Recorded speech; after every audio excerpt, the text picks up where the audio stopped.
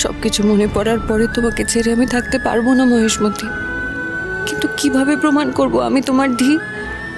আমার কাছে যে ছোটবেলার কোনো কিচ্ছু নেই, তাহলে কিভাবে প্রমাণ করব আমি?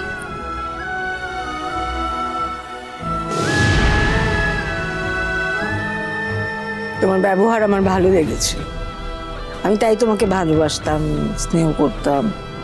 রুদ্রকে আমার ধীর জীবন থেকে কেড়ে নেওয়ার পরেও আমি মুখ বুঝেছিলাম। কিন্তু তুমি যে এত দূরে এগোতে পারো আমার জানা ছিল না। তুমি নিজের হাতে আমার ছেলে ভাস্করকে মেরে ফেললে।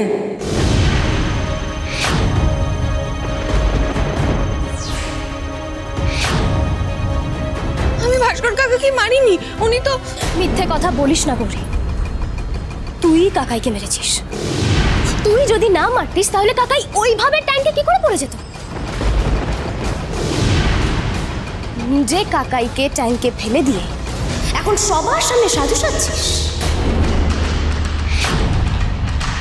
আমি নেহাত খুব ভালো মানুষ, তাই এখনো পর্যন্ত তোকে পুলিশের হাতে তুলে দেয়নি। ভাস্কর মারা যায়নি,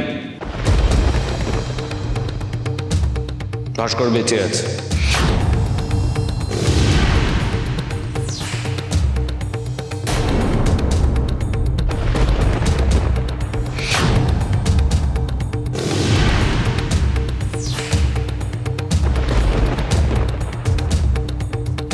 ভাস্কর কাকা বেঁচে আছে উনি জানলেন কি করে? তাহলে তো রুদ্রও জেনে গেছে নিশ্চয়ই। কি বলছো কি? ভাস্কর বেঁচে আছে? হ্যাঁ, আমি ঠিকই বলছি। আচ্ছা, ভাস্কর ঘোষের মৃতদেহ কেউ দেখেছ? না, কেউ দেখো। অথচ এই মেয়েটার মুখের কথায় সবাই বিশ্বাস করে গেলে যে ভাস্কর ঘোষ মৃত। তোর মুখের কথা বিশ্বাস করবো কি করে বড় খোকা?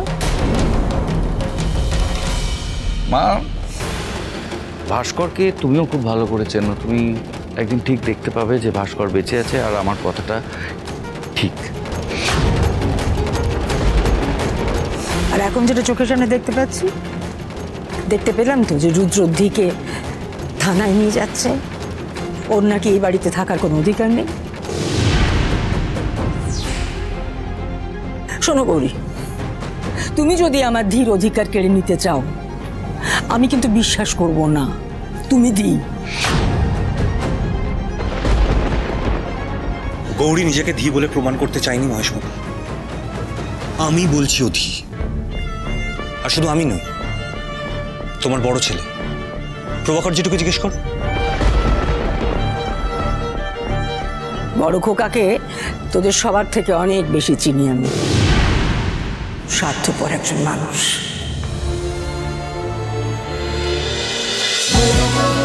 হরগৌরী পাইস হোটেল, সোম থেকে রবি প্রতিদিন রাত 10টায় স্টার জলসায় ও ডিজনি প্লাস হটস্টারে।